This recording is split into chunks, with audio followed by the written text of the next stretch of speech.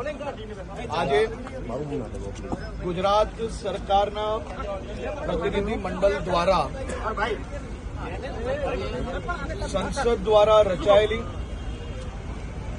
વકફ amendment 2024ની joint parliamentary કમિટીને રાજ્ય સરકારનું પ્રતિનિધિ મંડળ દ્વારા આ કમિટીને સંપૂર્ણ સૂચનો આપવામાં આવ્યા છે। જેપીસીના નિયમ પ્રમાણે સૂચનોના વિગતો આપણે શેર નથી કરી શકતા, પરંતુ પ્રત્યેક નાગરિકોના હિતમાં એમેન્ડમેન્ટના રાજ્ય સરકારના તમામ સૂચનો આજે આ જેપીસી કમિટીને રાજ્ય સરકાર દ્વારા આપવામાં આવ્યા છે।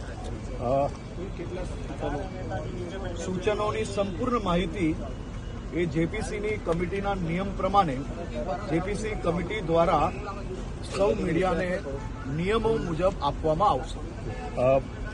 તમારી અને અસદુદ્દીન ઓવૈસી વચ્ચે પણ કેટલાક મુદ્દે જે શાબ્દિક મુલાકાત સામે જેપીસીની વાતો બહાર ના થઈ શકે, પરંતુ મારા રાજ્યના પ્રત્યેક નાગરિકોના હિતમાં જે વિષયો હતા એ મૂકવાની જવાબદારી મારી જે હતી એ મેં અદા કરી છે। રાજ્ય સરકાર દ્વારા આ સંપૂર્ણ બધા જ નાગરિકોના હિતના બધા જ મુદ્દાઓ આજે રજૂ કરવામાં આવ્યા છે। हिंदी आपकी तरफ से रजूआत रखी गई जेपीसी के सामने। आज गुजरात के अंदर जिस तरह से पार्लियामेंट्री कमेटी ने जेपीसी कमेटी के तमाम मेंबरान यहाँ आए हुए हैं, मैं गुजरात में उनका सबका स्वागत करता हूँ। लेकिन बड़े दुख के साथ कहना पड़ता है कि गुजरात के अंदर भारतीय जनता पार्टी की सरकार और यहाँ के जो गृह राज्य मंत्री हर्ष संघवी साहब जो बातें बता रहे थे, मैं उससे कभी सम्मत नहीं हूँ।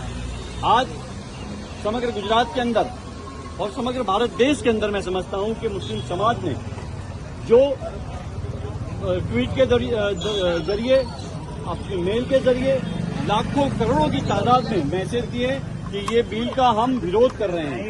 लेकिन आज जिस तरह से सरकार की तरफ से जो प्रेजेंटेशन करने में आया, उसमें बताने में आया कि सरकार ये अच्छे सब काम कर रही है, लेकिन मुझे लग रहा है सरकार सिर्फ बातें कर रही है और ये बिल को और खास करके मुस्लिम समाज को गुमराह करने का काम कर रही है। तो ये बिल का हम विरोध कर रहे हैं और खास करके तमाम हमारी जो हमारे सम्मानीय नेता राहुल जी और हमारी अलायंस है वो भी इसका विरोध कर रही है। आने वाले दिनों के अंदर ये बिल जब कमेटी में जब लोकसभा में